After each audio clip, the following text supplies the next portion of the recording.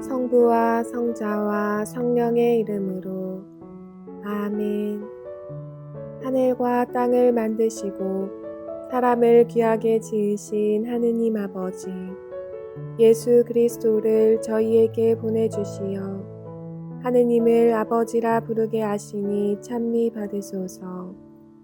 살아있고 힘이 있는 말씀으로 주님께서 친히 저희에게 사랑을 알려주시고 삶의 뜻을 깨우쳐 주시니 감사하나이다.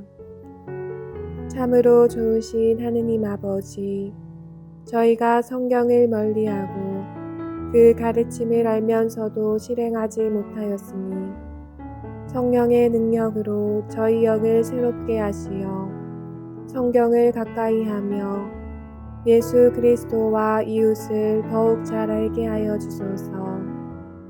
저희 구원을 간절히 바라시는 하느님 아버지, 저희가 성경을 생명의 말씀으로 받아들여 믿고 기도하고 살며 선포하게 하시고 언제나 예수 그리스도를 통하여 성령으로 하나 되어 아버지께 나아가게 하소서. 우리 주 그리스도를 통하여 비나이다. 아멘. 성부와 성자와 성령의 이름으로 아멘. 열린 성경 강좌에 오신 여러분 환영합니다.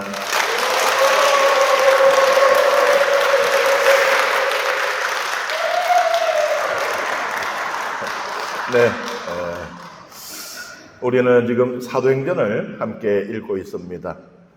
교회의 책, 구약을 우리가 하느님 아버지의 시대라고 말한다면은 복음은 예수님의 시대라고 말할 수 있겠고, 사도행전은 교회의 시대이고 성령의 시대라고도 말할 수가 있겠습니다. 그러니 사도행전을 읽으면 우리 교회는 무엇으로부터 비롯되고 또 우리 교회의 본 모습은 어떠해야 하는지를 알 수 있겠죠.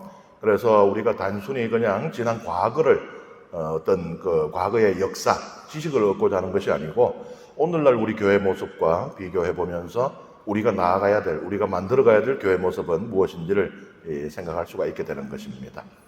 사도행전에 지금 이제 우리가 8장까지 함께 읽었거든요.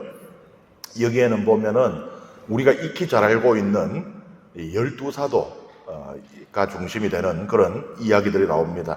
그 중에서도 이제 그 대표적으로 베드로 사도가 주인공이라고 이렇게 우리가 말할 수 있겠죠. 그런데 이제는 사도행전에 또 다른 주인공이 등장을 합니다. 그리고 이 주인공이 어마어마한 인상을 남겨요. 그래서 사도행전을 다 읽은 교우들에게 사도행전에서 제일 기억에 남는 사람이 누구예요? 라고 물으면 아마 많은 분들이 누구라고 대답하겠어요? 바오로 사도라고 그랬죠. 그 니체라고 하는 독일 철학자는 심지어 그리스도교는 예수가 만든 것이 아니다. 예수는 종교를 만들지 못하고 죽었고 그리스도교를 만든 것은 바오로다라고까지 말했을 정도입니다. 이 바오로가 사울인데 본디 이름이 사울이에요. 구약에 보면 사울 임금 나오잖아요, 그죠? 사울에서 바오로로 변하는 장면을 우리는 보게 됩니다. 이름이 바뀐다는 거, 우리가 태어나서 이름을 받죠. 저의 이름은 함원식입니다. 그런데 세례를 받으면 또 이름을 받아요. 저는 이사야예요. 그런데 간혹 견진성사를 받을 때나 혹은 우리 수녀님들 종신서원할 때 또 이름을 받을 수가 있어요. 이름이라고 하는 것은 그 존재의 본질을 가리킵니다. 말하자면은 그 이름이 곧 나예요. 제 이름이 어떤 원 심을 시기거든요. 태몽이 이제 큰 이 고추나무가 보통 작은데 고추나무가 어마어마하게 컸답니다. 사과나무 같이. 그 꼭대기에 이만한 고추가 있었다는데, 그래서 제가 이렇게 키가 커요. 이름 따라갑니다. 이름이 바뀐다는 건요, 겉으로 보기에는 똑같아 보여도 속에 있는 뭔가가 보이지 않는 뭔가가 바뀌었다는 거예요. 우리는 그거를 실체라고도 이렇게 말하죠. 우리는 성체성사를 실체 변화라 그래요. 미사 전이나 그 영성체 할 때나 보면은 맨 똑같은 하얀 그 납작한 조만한 빵이거든요. 우리 눈에 보이는 건 똑같아요. 근데 속에 있는 실체가 빵의 실체에서 예수님의 실체로 바뀌었다는 거거든요. 우리는 사실은 껍데기를 보지 않아요. 실체를 봅니다. 여기에 아주 그냥 크고 탐스럽고 붉은 사과가 있다고 쳐요. 근데 여기는 시퍼렇고 또 벌레 먹고 새 쪼아 먹어가지고 모양도 형편없는 볼품없는 사과가 있다고 쳐요.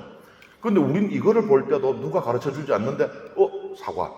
이거를 볼 때도 우리는 사과해요. 생긴 게 그렇게 다른데 색깔도 다르고 크기도 다르고 요거는 아주 그냥 맨들이하지만 요거는 다 찌그러지고 볼품없는데 그거 어떻게 알아요? 생긴 게 완전히 딴판인데 우리는 사실은 사과의 껍데기를 보는 게 아니고 그 사과 속에 있는 실체를 보고 있는 겁니다.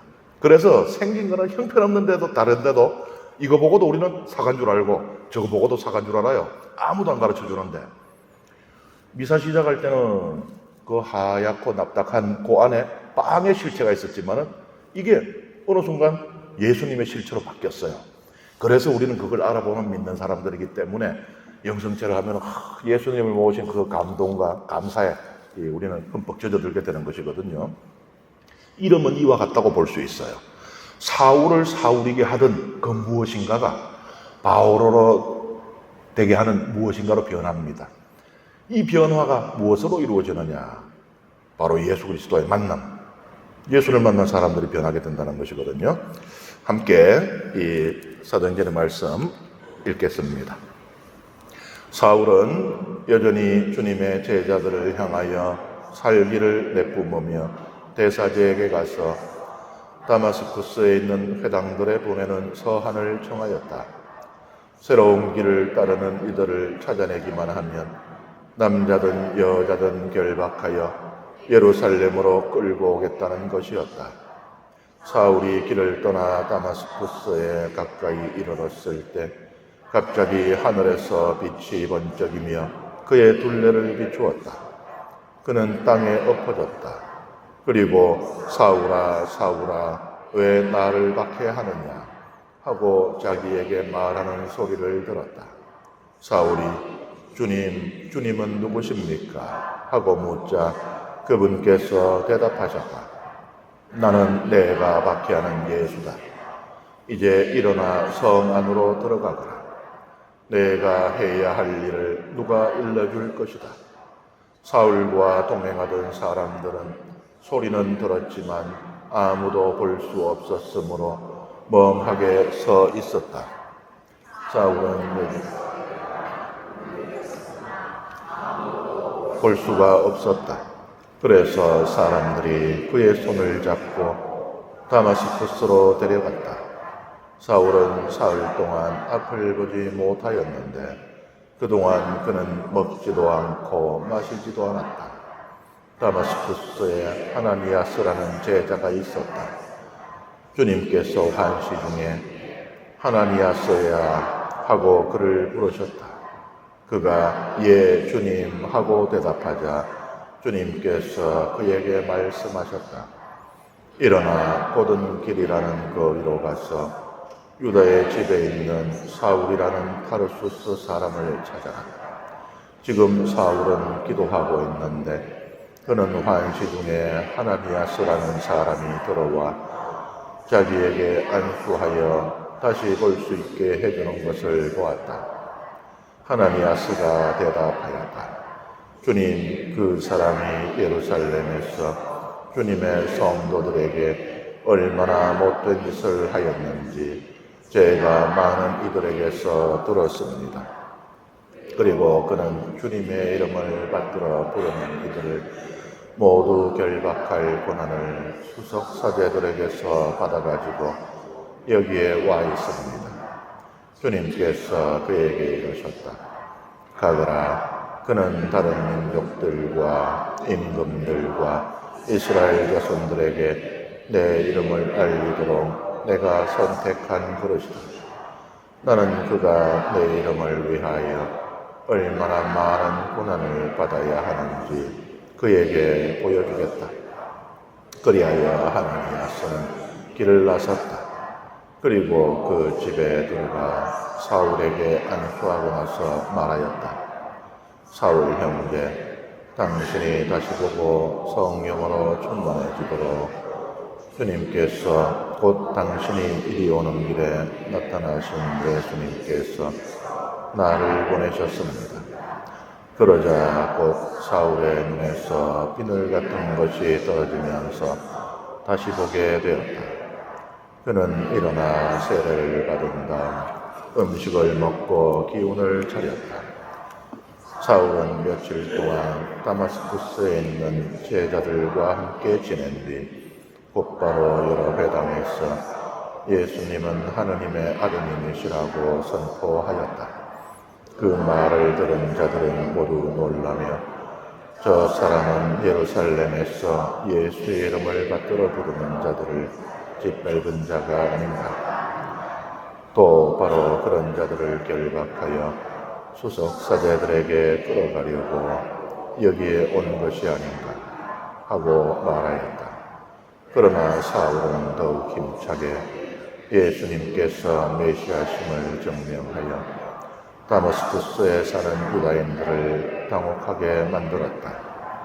그렇게 꽤 긴 시간이 지나자 유다인들은 사울을 없애버리기로 공모하였는데 그들의 음모가 사울에게도 알려졌다. 그들은 사울을 없애버리려고 밤낮으로 성문들을 지켜보고 있었다. 그래서 그의 제자들이 밤에 그를 데려다가 바구니에 실어 성벽에 난 구멍으로 내려보냈다. 사울은 예루살렘에 이르러 제자들과 어울리려고 하였지만 모두 그를 두려워하였다. 그가 제자라는 것을 믿을 수가 없었던 것이다. 그러나 바르나바는 사울을 받아들여 사도들에게 데려갔습니다. 어떻게 그가 길에서 주님을 뵙게 되었고 주님께서 그에게 말씀하셨는지 또 어떻게 그가 다마스쿠스에서 예수님의 이름으로 담대히 설교하였는지 그들에게 이야기해 주었다. 그리하여 사울은 사도들과 함께 예루살렘을 드나들며 주님의 이름으로 담대히 설교하였다. 그리고 그리스도의 유다인들과 이야기도 하고 토론도 하였다. 그러나 그들은 사울을 없애버리려고 벼르고 있었다. 형제들은 그것을 알고 그를 가이사랴로 데리고 내려가 다시 타르수스로 보냈다. 이제 교회는 유다와 갈릴레아와 사마리아 온 지방에서 평화를 누리며 굳건히 세워지고 주님을 경외하며 살아가면서 성령의 격려를 받아 그 수가 늘어났다. 네, 여기 보면은 먼저 길이라고 하는 단어가 나와요. 새로운 길을 따르는 이들.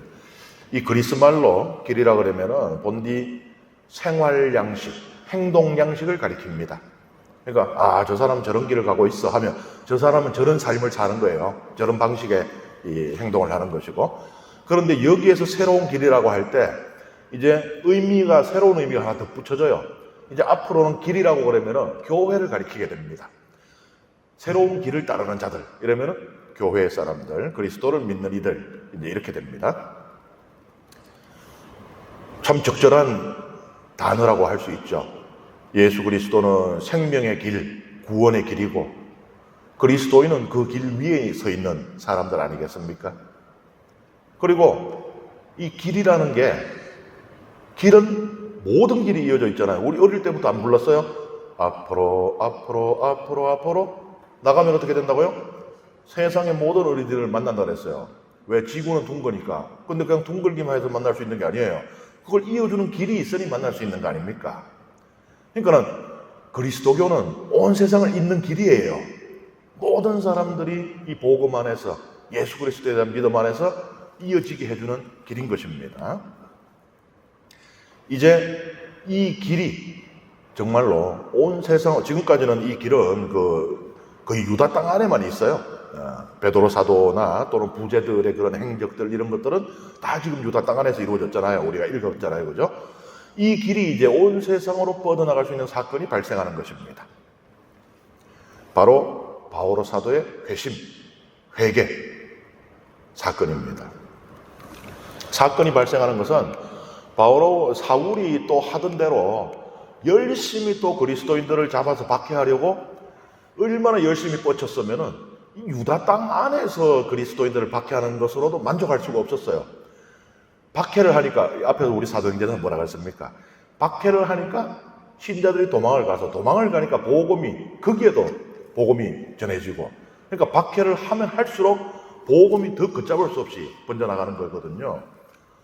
바오로 사울은 이 유다 땅 안에서만 그리스도인들 박해하는 데 만족하지 않고 세상으로 들불처럼 번져나가는 그 복음의 불길을 끄려고 했던 겁니다. 그래서 다마스쿠스라는 곳으로 갑니다. 예루살렘에서부터요, 요 밑에, 제일 밑에가 예루살렘 이렇게 있죠. 저 위에 다마스쿠스예요. 217km나 떨어져 있는 곳입니다. 이 먼 길을, 참 진짜 나쁜 짓도 저렇게 정성으로 하면은 진짜 인정해 줘야 돼요. 그 길을 가던 중에 예수님을 체험하는데 시각적이고 청각적으로 체험을 한다고 사도행전을 기록하고 있습니다. 빛이 번쩍이고 나는 내가 박해하는 예수다. 보고 듣는 체험, 생생한 체험입니다. 우리의 오감으로 하는 체험인 것이에요. 그런데 이상한 게 있어요. 밑에 보면은 바오로 사도는 보고 들었잖아요. 빛도 보고 예수님 목소리 들었잖아요. 밑에 보면은 바오로 사도 혼자 간 게 아니에요. 같이 열심히 그 박해하는 박해꾼들이 있는 거예요. 그런데 다른 사람들은 아무도 보지는 못해요. 듣기만 합니다. 이상하죠. 이게 어떻게 된 심판이에요? 둘이 있는데 한 사람은 나는 보고 들었는데 옆에 있는 사람은 듣긴 들었는데 아무것도 보지 못했어요. 기가 막힌 거예요. 그런데 또 더 희한한 게 있어요. 22장 9절에 가면요, 뭐라 그러는가 하면은 22장 9절은요, 함께 있던 사람들이 보기는 했는데 듣지는 못했대요. 이제 이거 진짜 난감합니다. 아니, 이게 다른 책에 있는 게 아니에요. 이게 지금 전부 사도행전에 있어요. 그러니까 우리가 보면은 이사야 예언자는 무기 녹여서 쟁기 만들어라 그러는데 요엘 예언자는 쟁기 녹여서 무기 만들어 가라니까 헷갈리잖아요. 근데 그건 다른 책이잖아요. 어쨌든 이건 지금 책 한 권 안에서 지금 이러고 있어요. 어떻게 된 거예요? 바오로 사도는 보고 들었고, 앞에서는 사람들은 듣기는 했는데 못 봤다 그랬고, 22장에서는 사람들은 보기는 했는데 못 들었다 그랬고, 이거 우리가 어떻게 이해를 해야 될까요? 쉽게 이해할 수도 있습니다. 사람이 적다 보면 실수도 할 수 있는 거지 실제로 그렇게 이제 해석을 하기도 해요. 필사하는 과정에서, 그러니까 지금 우리가 가지고 있는 이 성경, 여러분들 성경책 있잖아요. 그 성경 번역 대본이 있을 거 아니에요, 그죠? 그런데 그게 성경의 원본은 아니잖아요. 그러니까 최초에 써진 성경책은 아니잖아요. 우리가 가지고 있는 것이 최초의 원본이라고 아무도 말할 수가 없습니다. 그런데 그 원본은 있었을 거 아니에요. 누군가는 썼을 거 아니에요, 처음에. 그리고 옛날에는 이제 복사기라든지 인쇄 이런 게 없으니까 손으로 일일이 옮겨 적어야 됩니다. 이런 것들을 사본이라 그래요. 필사본이라고 하죠, 우리가. 우리도 지금 정합신부님 서한도 필사하고 이렇게 하잖아요, 그죠? 근데 필사해 보신 분들, 성경 필사나 정합신부님 서한 필사나 김대건 신부님 서한 필사해 보신 분들 알 거예요. 쓰다 보면은 틀려요. 틀리게 돼 있어요. 받침을 한 개 빼든지. 그런데 이 성경 필사는 틀릴 확률이 어마어마하게 더 높았어요. 일단 옛날 성경에는 오늘날 우리처럼 성경 제목이라는 게 없어요. 우리 지금 보면 제목들 있잖아요. 사울의 회심 이래가지고 이런 식으로 그런 거 없습니다.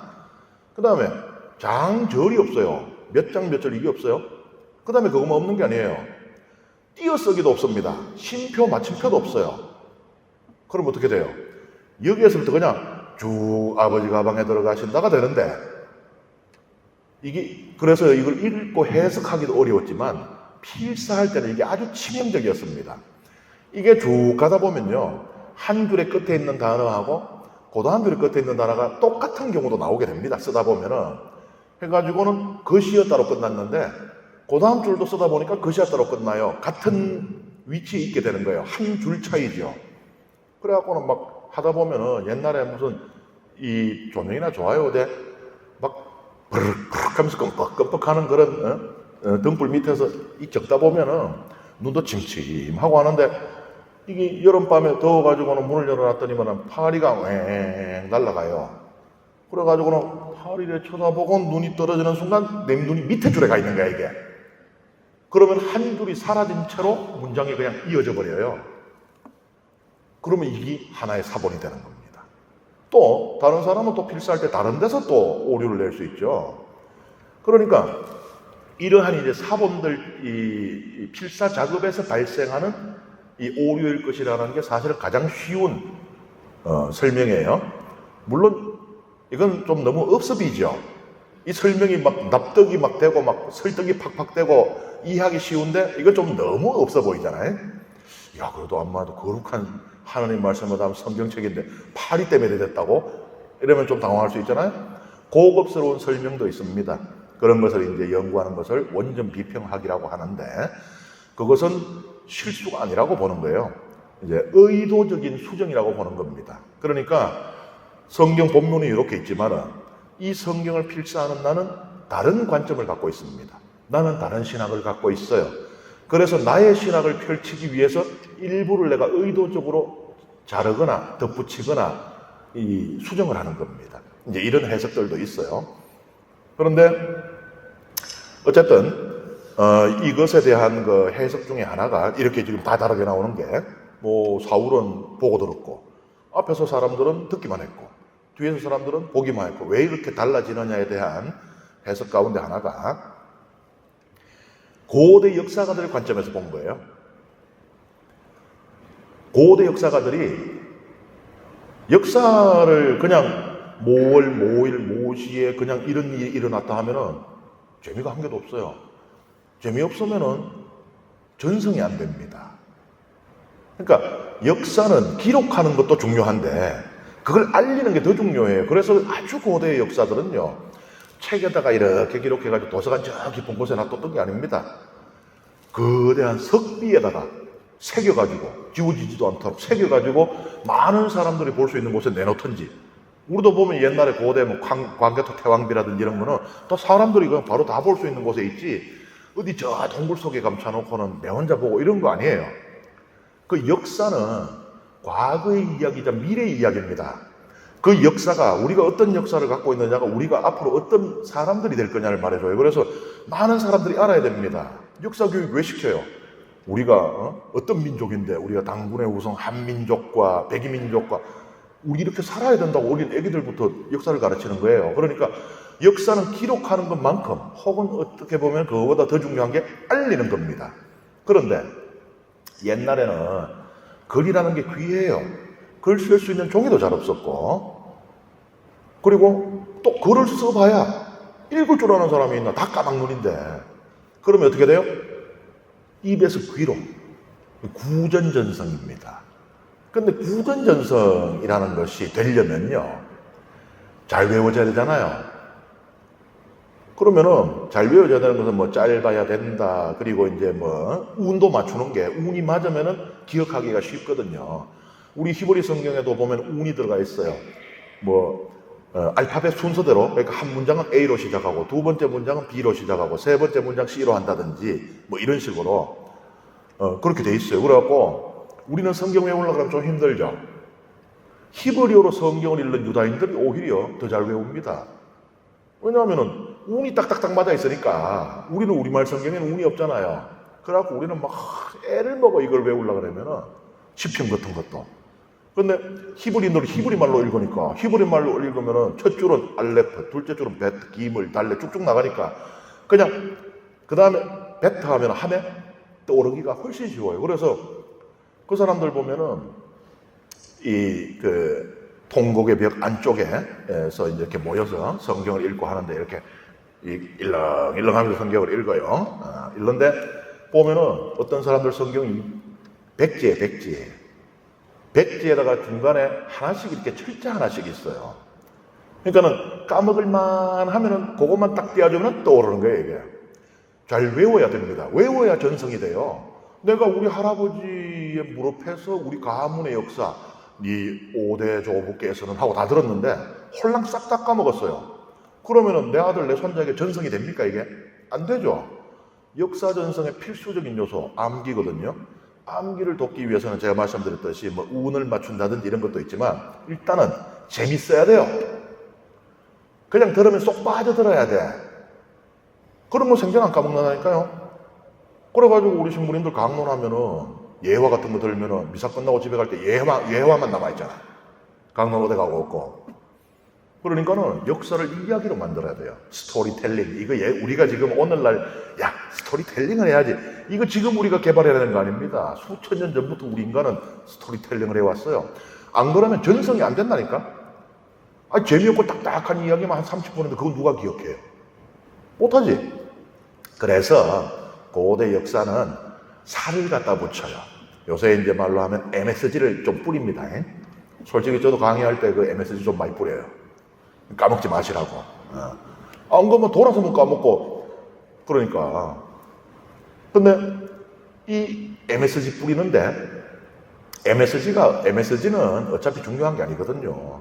거기 있는 뭐 고기라든지 뭐 신선한 원재료, 버섯 이런 것들이 중요하지 MSG가 중요한 게 아니거든요. 그래서 상황에 따라서 MSG를 좀 다르게 뿌리는 거예요. 그래서 이 고대 역사적인 관점에서 이 차이들을 이해를 하자면은 상황이 지금 9장의 상황하고 22장의 상황이 좀 다르거든요. 그래서 그 상황에 맞도록 이 살을 붙이다 보니까 앞에서는 그냥 뭐 빛은 못 보고 듣기만 했다. 뒤에서는 듣지는 못하고 보기만 했다. 이렇게 달라졌다라고 이해를 하는 것인데 중요한 거는요. 봤냐 들었냐가 아니고 이게 사울 혼자만의 내적 체험 혹은 환상, 망상, 상상, 공상이 아니라는 겁니다. 실제로 일어난 일이라는 거예요. 그냥 혼자 착각한 게 아니라는 거예요. 그리고 사울하고 다른 사람들의 차이를 동시에 말하고 있습니다. 사울은 보고 들었지만 다른 사람들은 보기만 했거나 혹은 듣기만 했잖아요. 체험한 게 다른 거예요. 실제 일어난 일을 같이 체험을 했지만 그 체험이 받아들여진 것이 다르다는 얘기입니다. 그렇거든요. 똑같이 한 장에 같은 강의를 듣는데 사람마다 받아들이는 게 다르잖아요. 그래서 사울이 온전한 체험을 했다라고 말하고 있는 거예요. 이게 핵심이에요. 그러니 앞에서는 왜 듣기만 했다 그러고 뒤에서는 왜 보기만 했다 이건 중요한 게 아닙니다. 같이 보더라도 한 사람만 진짜를 본다는 겁니다. 그게 사울이었다는 거예요.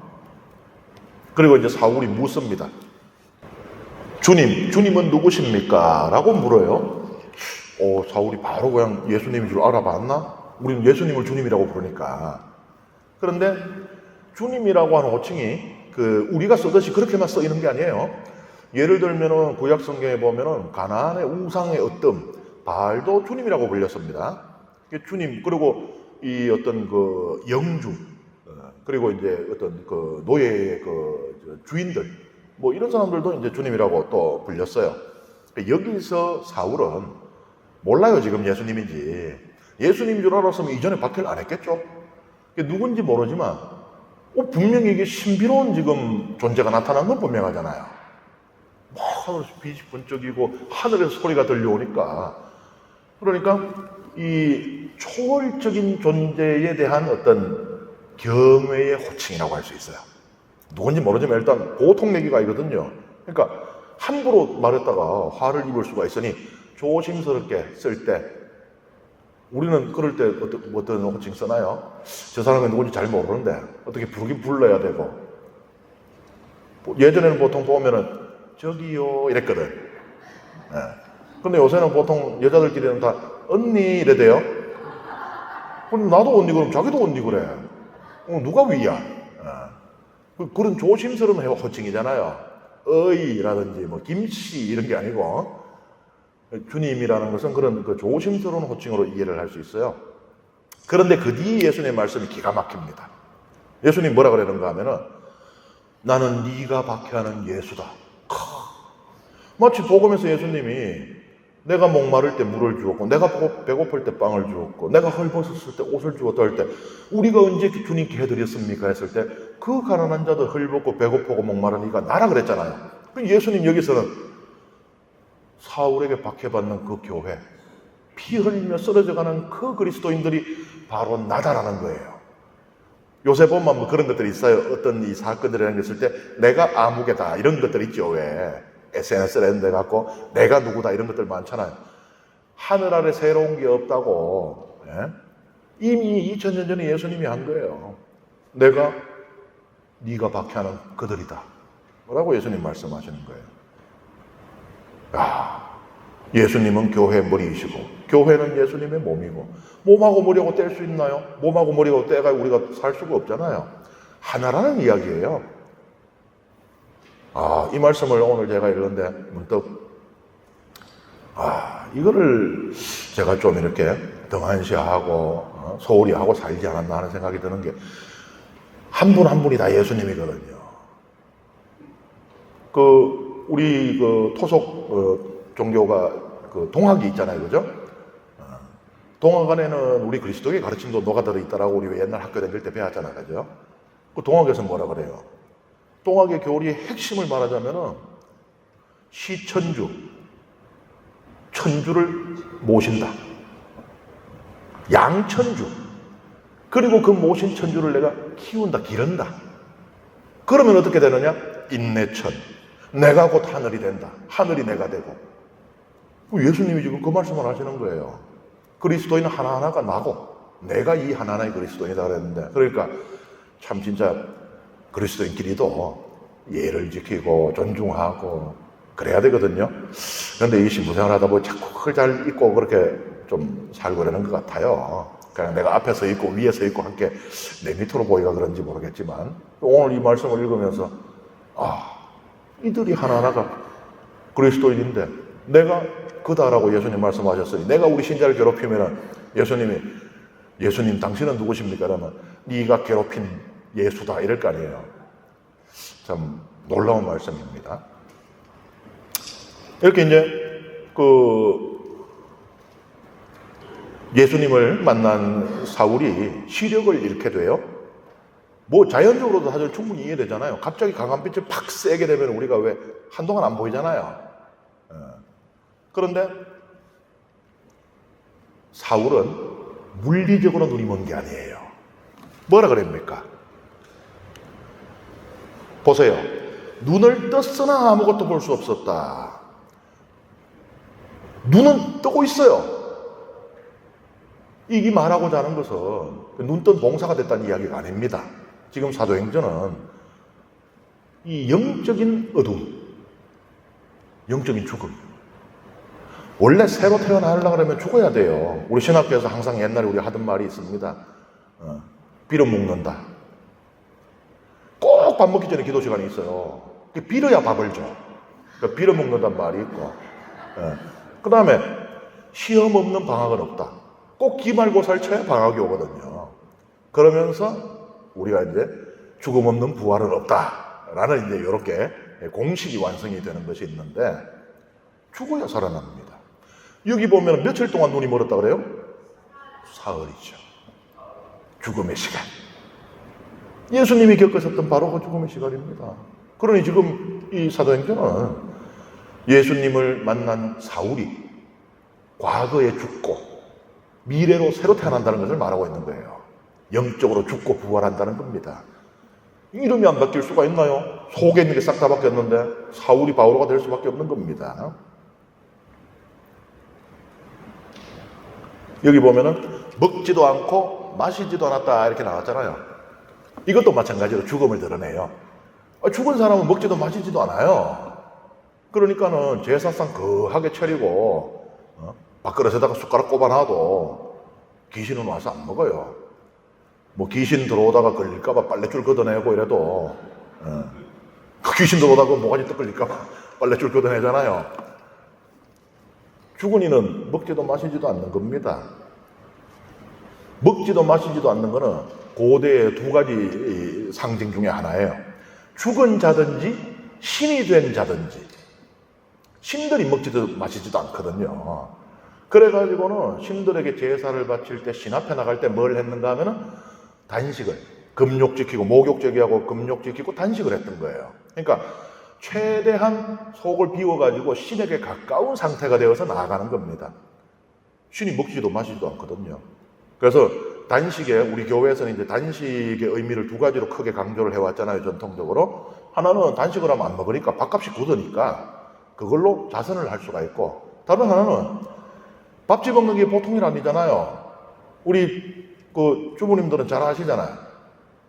아이고, 이놈 삼식이 이거, 그게 보통 일이 아니까.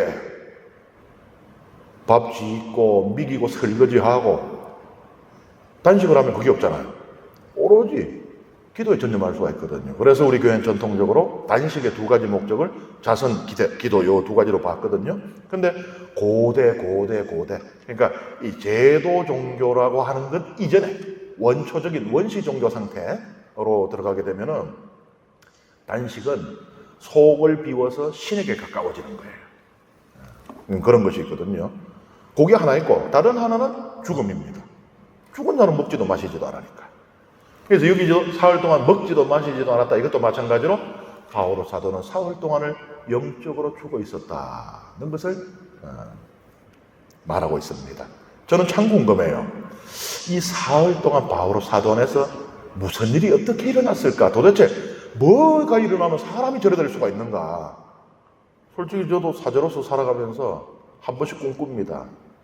솔직히 많은 순간은 그냥 지금이 너무 좋고 편한데, 한 번씩 이 제정신 들 때는 나도 정말 바오로 사도처럼, 최양업 신부님처럼 저렇게 한없이 뜨겁게 불태우다 죽고 싶다는 그 열망을 가져요. 그래도 내가 신부는 신부잖아요. 근데 도대체 그 비법을 모르겠어. 저 4월 동안 바오로 안에서 도대체 뭐가 일어났길래 사람이 저렇게 될 수가 있는지 너무 궁금해. 근데 참 우리 항상 성경 읽다 보면 느끼는 건데 핵심적인 부분들은 쏙쏙 다 빠져 있어요. 우리 교우 여러분들은 안 그러세요? 창세기부터 요한복음까지 쭉 읽다 보면은 뭐가 막 되게 궁금해지고 알고 싶어지고 막 체험해주고 싶어지는데 막상 거기 답은 없어. 예를 들면 욥기 읽으면서 고통에 대한 궁극적인 답으로 얻고 싶잖아요. 근데 욥기 다 읽고 나면은 뭐지 이거? 이러다는 거예요. 하나님이 참 낚시를 하시는 것 같아. 알고 싶어? 알고 싶으면 이리 와봐. 우리를 낚싯줄로 이렇게 미끼를 달아가지고 땡기시는 것 같아. 이건 주님께로 가야만 알 수 있는 답이라는 것이거든요. 너무 궁금합니다. 바오로 사도 안에 무엇이 사흘 동안 있었을까? 그런데 이 시간 동안에 하나니아스라고 하는 사람, 다마스쿠스 안에 살고 있는 사람에게 환시가 내려요. 우리 이제 성경에서 환시라 그러면 이제 보는 것을 생각을 하지만 이제 우리말로도 환시라고 되어 있고, 그런데 이제 성경은 듣는 것을 말합니다. 볼 수는 없어요. 모세가 하나님한테 그러잖아요. 하나님, 당신 얼굴을 뵙고 싶습니다. 그리고 탈출기를 보면은 모세는 하나님과 얼굴을 맞대었다라는 표현도 나와요. 근데 그거는 하나님과 그 정도로 친했다는 이야기예요. 우리식으로 얘기하면은 뭐 영화 대사처럼 내가 어제 너가 하나님하고 사우나도 하고 뭐 이런 거예요. 진짜로 봤다는 얘기가 아니고, 모세가 하나님 당신 얼굴을 뵙고 싶습니다라고 했을 때 하나님께서 뭐라 그래요? 사람은 내 얼굴을 볼 수 없다. 나를 보면 사람은 죽어야 한다 그랬잖아요. 그러니까 인간은 하나님을 보는 환시를 체험할 수가 없어요. 듣는 겁니다. 그래서 하나님에게 하나님 말씀이 내렸다. 예수님 말씀이 내렸다. 그러니까 들어요. 그런데 이게요, 중요한 건데 식별의 기준 중에 하나가, 그럼 내 혼자 나 어젯밤에 주님의 말씀을 들었어. 근데 그게 나만의 상상과 착각인지 아니면 실제 계시인지 그걸 어떻게 구분하냐 이거예요. 중요한 기준이 뭐냐 하면은 이 옛날에 보면은 어떤 애가 거지꼴이 돼가지고 저 멀리서 걸어와가지고는 반으로 갈라진 옥패 반쪽짜리를 내밀면서 아버지 제가 아들입니다 했는데 아버지가 그렇다면 네가 하면서 꺼내는데 여기 맞아야 되잖아요. 안 맞으면은 아이고 다른 집에 잘못 왔나 봅니다 하고 다시 가야 되는 거예요. 이거 하나니아스에게만 계시가 내린 게 아니잖아요. 바오로 사도에게도 내렸어요. 그러니까 바오로 사도에게는 하나니아스라는 사람이 네 눈을 고쳐줄 거다 했고 하나니아스에게는 바오로라는 사람, 사울이라는 자가 있으니 눈이 멀어서 네가 고쳐야 된다고 했고 이게 마저리 계시가 되는 겁니다. 뒤에 이제 우리가 읽어나가겠지만은 베드로하고 로마 백인대장 코르넬리우스 그건 마찬가지예요. 코르넬리우스에게도 계시가 내리고 베드로에게도 계시가 내리고 이게 딱 맞으니까 그 이제 좀 있으면은 그 예수님이 온다 그랬더니 그 예수님 보낸 사람 맞죠? 이게 딱 맞아야 이게 계시가 되는 거예요. 그러니까 혼자 그냥 난 어제 계시를 받았어. 그냥 믿어줄 수가 없습니다. 그래서 우리가 이제 어떤 그 영적 체험, 신비로운 체험을 했다라는 생각이 들면은 거기에 맞는 짝이 있어요. 그거하고 맞아야 돼. 그게 뭐냐? 성경책이에요. 그래서 성경의 가르침에 위배되는 거는 계시가 될 수가 없어요. 그래서 보면은 나는 이런 계시 받았다, 저런 계시 받았다, 이런 경우들 종종 있어 왔죠. 그런데 그 중에 어떤 것은 우리 교회에서 인정을 하고 또 그 계시를 받은 사람은 또 성인도 되고 성녀도 되고 하지만 어떤 경우는 이제 파문도 되고 이렇게 되잖아요. 성경의 가르침하고 맞냐? 위배되냐? 말하자면 옥패가 두 조각이 맞아야 되는 거예요. 그래야지 이게 계시가 되는 거니까. 사울하고 하나니아서는 옥패가 딱 맞아떨어졌죠. 그래서 이제 사울은 눈을 뜨게 됩니다. 영적인 눈을 뜨게 돼요. 그리고 예수 그리스도의 사도로 거듭나게 되는데요. 그런데 다른 12사도가 있잖아요. 12사도하고 베드로 사도가 달라요. 그래서 사실은 바오로를 사도로 인정하지 않는 이들도 있는 거예요. 사도의 첫 번째 조건이 뭔가 하면은 예수 그리스도의 목격 증인이라는 겁니다. 예수님을 목격했어요. 예수님과 같이 밥도 먹고 같이 잠도 자고. 근데 바오로 사도는 아니죠. 사도들은 예수님을 이 땅에 사실은 예수님이 먼저 알고 부활을 체험했고 사울은 지금 예수님에 대해서 솔직히 몰라요. 부활한 예수님을 만나고 그 다음에 예수님께서 어떻게 사셨고 어떻게 가르치시고 이거를 알게 돼요. 거꾸로예요. 사도들하고 순서가. 그래서 사도로 인정을 안 하려는 이들도 예로부터 있어 왔던 겁니다. 그렇지만 예수님께서 직접 당신의 사도로 삼으셨어요. 그러니 그걸 부정할 수는 없죠. 그리고 눈에서 비늘 같은 것이 떨어져 나갔다는 것이 이제 영적인 어둠에서 벗어났다. 영적인 죽음에서 부활했다. 이제 이런 의미가 되는데 참, 제가 예수님 같으면 사도를 삼을 때 굳이 사울을 선택을 했을까 하는 생각을 해봐요. 아니, 더 적당한 사람도 찾아보면 없겠습니까? 사람이 한둘도 아닌데? 근데 하느님이 일하시는 방식이, 예수님이 일하시는 방식이 참 놀랍다는 생각을 해요. 사울이 바오로가 되니까 가장 큰 박해자가 사라졌어요. 그리고 성교의 대왕이 탄생을 해요. 이거는 그냥 한 개를 얻은 게 아니죠. 저기 하나가 없어지고 이게 한 개를 얻었으니까 두 개를 얻는 거예요. 한 수로.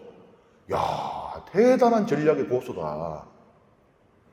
이런 생각을 하게 되는 거예요. 원수는 없어지지가 않아요. 없애려고 하면은 없어지는 경우는 단 하나밖에 없는 겁니다. 원수가 벗이 되는 수밖에 없어요. 안 그러면 원수는 없어지지가 않습니다. 예수님께서 그렇게 보여주시는 것인데 우리는 이것을 이제 바오로의 회심이라고, 회개라고 부르죠. 여기서 이제 회개 본의미가 잘 드러나는 거예요. 회개는 유다처럼 내가 정말 큰 죄를 지었구나. 이 내 목숨으로도 다 갚지 못할 죄를 지었구나 하고는 스스로 목숨을 끊는 것은 회개가 아니에요. 그건 그냥 자책, 뉘우침, 후회. 회개라는 것은 그게 아닙니다. 그냥 주저앉는 게 아니에요. 그냥 과거에 발목 잡혀 있는 것이 아닙니다. 앞을 향해 나아가는 거예요. 야, 내가 지금까지 진짜 열심히 해도 그리스도인들을 잡으러 다니고 박해했구나. 그러니 이제는 더 열심히 예수 그리스도의 복음을 전해야지. 그래서 정말 바오로 사도는 그 선교의 여정을 우리가 지도로만 그려놓고 이래 보면 실감이 잘 안 나겠지만은, 제가 작년에 그리스 튀르키예를 다녀왔는데 버스를 타고 비행기를 다니는데도 보통 고단한 여정이 아닙니다. 그걸 걸어서 그렇게, 그리고 가는 곳마다 항상 생명의 위협이 도사리고 있는 그 길을 마치 정말 정신 나간 사람 같은 거예요.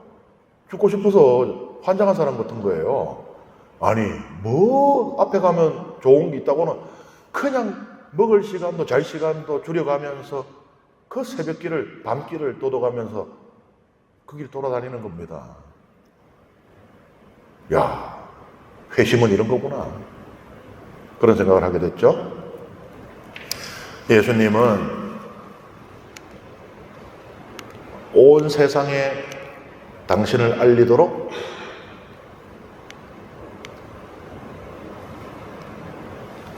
바오로 사도를 선택했다라고 말씀을 하세요. 요 구절이요, 요 지금 우리가 읽었던 요 바오로 사도의 회심 사건 성경 말씀 딱 가운데 있어요. 요 구절이 뭐예요? 베드로 회심 사건의 핵심은 이 구절인 거예요. 복음을 전하는 거. 이름을 알린다. 이름을 알린다는 건 그냥 단순히 마치 요나가 니네베에 들어갔을 때, 요나는요, 그러니까 성경에 보면 회심의 다양한 이제 경우들이 나오는데, 요나는 불완전한 회심을 보여줘요. 처음에는 죽어도 안 된다고 하나님께서 니네베 저기 가서 이제 천벌 받을 거라고, 마치 옛날에 소돔과 고모라처럼 멸망할 거라고 선포해라 했잖아요. 그러면은 요나는 깨춤추면서 갈 법했어요. 왜냐하면은 니네베는 이 이스라엘의 가장 큰 원수 가운데 하나인 아시리아의 수도였거든요. 나라를 멸망시킨. 그러면은 내 원수가 멸망한다 그러면은 막 깨춤추면서 뛰어갔을 것 같은데, 요나는 안 가려고 도망을 가고 또 가고 계속 내려가는 거예요. 하느님은 저 높은 하늘에 계신 분이니까. 바오로는 예루살렘에서 욥바로 내려가고, 욥바에서 부두로 내려가고, 부두에서 배로 내려가고, 배에서 배 밑창으로 내려갔는데도 하나님을 벗어날 수가 없게 되니까 결국 물속까지 내려가는 거예요. 하나님부터 가장 멀리 갈 수 있는 곳으로. 그런데도 하나님은 그냥 두지 않고 그를 건져 올리시잖아요. 그때 요나가 회개합니다. 근데 회개를 가요. 모든 회개가 다 완전한, 우리 회개 얼마나 자주 해요? 고백성사 볼 때마다 회개 안 합니까? 나 1년에 회개 한 12번 해. 근데 제가 지금 여러분들 딱 보시기에 그냥 걸어다니는 성인이 안 그렇잖아요. 회개라는 게 모든 회개가 완전한 회개는 아니에요. 요나도 불완전한 회개를 한 겁니다. 그래서 가기는 가요. 니네베에 가는데, 걸어서 사흘이나 걸리는 그 큰 도시에 그냥 한낮을 걷고 40일이 지나면 많은데 이러고 집에 갔어요. 그냥. 그럼 들으라고 한 거야? 이게 선포예요? 들으라고 한 거야? 듣지 마라고 한 거야? 옛날에 웃긴 얘기 들었어요. 사제에서 분받기 전에 공시라고 하는 걸 과거에는 했었거든요.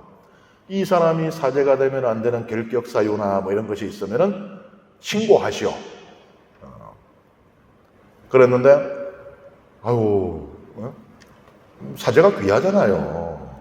신학교 다 졸업해가 내일 모레 서품 받는데 뭐가 나와가지고 사제 못 되면 아깝잖아요. 그래서 어떤 본당신문, 근데 공시는 하게 돼 있거든요. 하게 돼 있었거든요. 그러니까 어떤 신부님이 공시를 어디다 붙였는가 하면 사제관 책상 그 밑에 안 붙일 수는 없고 붙여야 되니까 요나가 선포를 안 할 수는 없고 하긴 싫은 거예요. 왜? 요나가 하나님을 너무 잘 알았거든요. 하나님이 예언자인데 하나님을 모르겠어요? 저 양반 마음 약해가지고 뻔하게 지금이야 그런 나쁜 놈들이 있어. 그거 내가 벌 줘야지 하지만 분명히 아이고 하나님 잘못했어 하면 분명히 봐줄 기다. 저 양반 그러는 거 어디 하루 이틀이가 이래가지고 선포를 안 한 거예요. 괜히 내가 선포했다가 그 얘기 듣고 이것들이 다 회개할까봐. 근데 하나님이 그냥 멸망 안 시킬까봐. 요나의 회개는 불완전한 회개죠. 그러니까 처음하고는 달라졌지만 그렇다고 전적으로 하나님의 뜻을, 하나님이 이 큰 성읍에는 오른쪽 왼쪽을 구분하지 못하는, 그러니까 어린 아이들이나 뭐 정신이 온전치 못한 사람들 혹은 치매 걸린 사람 다 포함되겠죠. 그들만 해도 십몇만 명이 되는데 내가 이들을 다 멸망시켜야 되겠느냐라고 하나님께서 물으시잖아요. 성경에 이런 세 권의 책 가운데 유일하게 질문으로 끝나는 책이 요나서입니다. 왜? 요나가 끝까지 대답을 안 하거든요. 고집도 보통 소고집이 아니라 불완전한 회개인 거예요. 하나님의 내 개인적인 원한 혹은 민족적인 원한까지도 뒤로 제쳐두고 하나님의 살리고자 하는 그 의지를 순순히 받아들일 정도의 회개는 안 일어난 거거든요. 불완전한 회개. 아마 뭐 저만 그런지 모르겠지만 우리 신앙생활을 하면서 보통 우리가 대부분 하게 되는 게 좀 불완전한 회개 아닌가요? 저만 불완전해요? 외롭게 두지 마세요. 우리 같이. 그런데 바오로 사도의 회개는 완전하게 이루어져요. 이런 회개가 있다는 겁니다. 이게 가능하다는 것이고. 그래서 바오로 사도는 이제 목숨을 걸고 목숨을 내어놓고 복음을 전하게 되는 것입니다. 그래서 박해하던 이가 이제는 박해받는 처지가 돼요. 적을 죽이려고 하던 이가 이제는 죽음의 위협을 당하게 되는 것입니다. 바오로 사도를 통해서 우리는 교회 방식이 어떠했는지를 알 수가 있는 거예요. 교회는 우리가 죽음으로써, 우리가 희생됨으로써 복음을 전할 수가 있다는 것이거든요. 그 다음에 이제 세례를 받고 이제 회개를 하고 이제 그 다음에 무슨 일이 일어나는가? 갈라티아서가 이제 그 다음에 행적을 기록을 하고 있거든요. 바오로 사도는 그 다음에 아라비아로 가요. 거기 가서 3년을 지냅니다. 근데 요것만 딸랑이 있어요. 다른 데 보면 바오로 사도가 어디 가서 뭐 무슨 행적을 남겼고 다 있잖아요. 근데 아라비아 3년 동안에 뭘 했는지가 한 줄도 없어요. 그래서 우리가 사도 바오로의 발자취를 줬는 순례라고 하잖아요. 하는데 그거 사우디 아라비아 가고 뭐 이랬다는 거 들어봤어요? 안 간다고요. 분명히 바오로 사도는 갔는데도 우리는 갈 수가 없어요. 어디서 뭘 했는지를 몰라요. 이것을 미루어서 우리는 바오로 사도의 첫 번째 선교는 실패했으리라고 봅니다. 이게 이 놀라운 체험을 했는데 그러면 그 다음에 바로 막 어마어마한 성공을 거둬야 이게 정상 같잖아요. 그런데 실패해. 아니 좀 맥빠져요. 이 체험 바로 뒤에 바오로 사도가 설교를 했더니 한순간에 뭐 사도들이 했을 때 뭐 3,000명, 5,000명 믿었다 그랬는데 바오로 사도가 했더니 한 번에 50만 명이 믿었더라. 이러면 막 너무 멋있을 것 같은데 바오로 사도는 3년간에, 그것도 한두 달도 아니고 3년간의 선교에서 실패했다고 말하고 있는 거거든요. 왜 이렇게 되나? 아주 중요한 가르침이 사도행전에 있는 거예요. 사도행전 제가 교회의 책이고 성령의 책이라고 그랬어요. 이 두 개 같이 있는 겁니다. 성령의 책만이 아니에요. 성령 하나님을 잘못 믿게 되면은 아주 신앙적으로 해로워지죠. 우리 교회는 역사적으로 그걸 체험해 왔잖아요. 이 성령하고 교회는 하나로 붙어 있어야 되는 거예요. 따로 떨어지면 안 됩니다. 그래서 이상한 뭐 성령의 어떤 그 운동이나 막 이런 쪽에 하는 사람이 이제 교회에서 또 본당 신부님이 그러면 안 된다라고 하는데 뭐라 그러는가 하면 성령의 뜻은 신부님도 몰라요. 이러면서 막 해요 그냥. 이거 뭔가 잘못된 겁니다. 지금 사도행전은 바오로 사도를 통해 그걸 말하고 있는 게 아직까지 바오로 사도에게는 교회 전성과의 연결이 없어요. 그냥 박해하다가 혼자 영적 체험을 하고 이제 예수 그리스도의 사도가 됐어요. 아직까지 교회하고의 연결이 안 돼 있습니다. 아무리 놀라운 체험을 하더라도 교회 전성과의 연결이 없으면 결국은 실패하게 된다는 걸 말하고 있어요. 이제 앞으로는 바울오 사도 어떻게 됩니까? 바울오 사도 1차, 2차, 3차 로마로 가는 그 마지막에 그 선교여행까지 있잖아요. 선교여행 지도를 보세요. 우리 여러분들 교재 맨 앞에 있잖아요. 항상 갔다가 뺑뺑이 돌아 이렇게. 바울오 사도의 선교의 본거지는 안티오키아입니다. 이제 좀 뒤에 나오는데 시리아의 안티오키아. 안티오키아가 한두 개가 아니니까 안티오키아라는 동네가 많아요. 그런데 여기서 출발해가지고 시큰 그 고생을 해가지고 얼마나 그 고단한 여정이라고 그랬습니까? 그리고 그냥 집에 가면 되는데 꼭 예루살렘에 가서 사도들한테 보고를 해요. 하고 가요.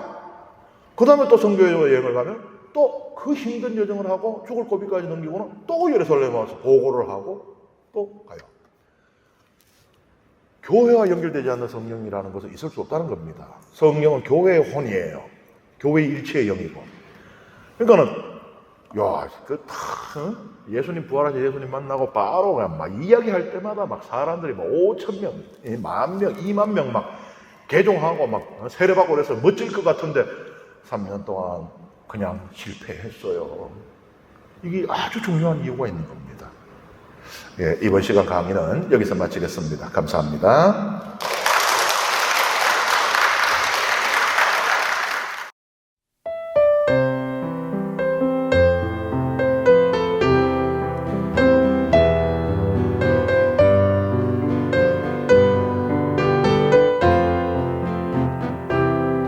내가 처음 주를 만났을 때 외롭고도 쓸쓸한 모습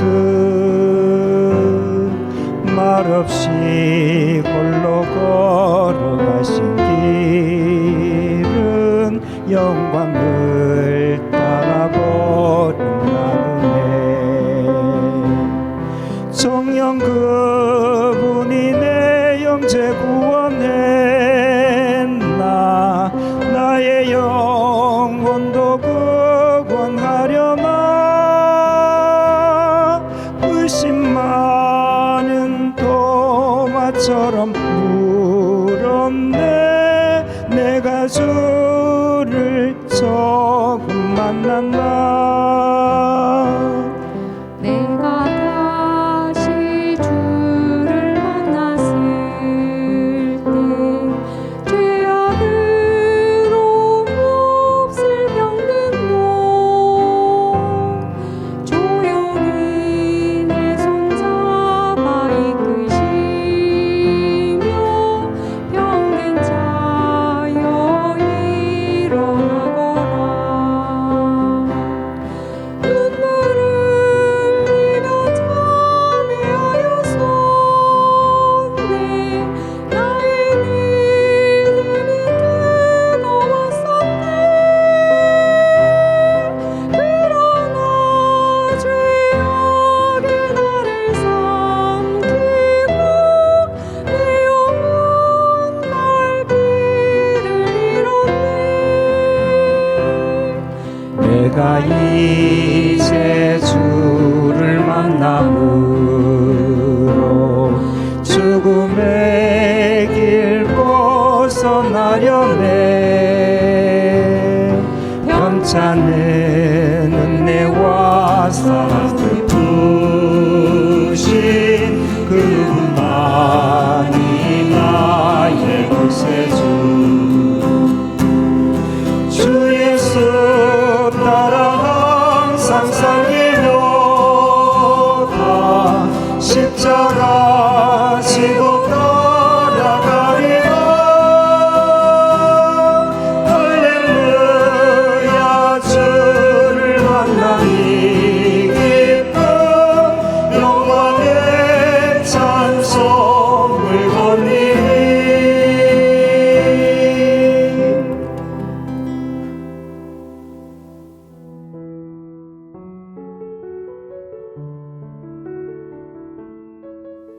성부와 성자와 성령의 이름으로 아멘.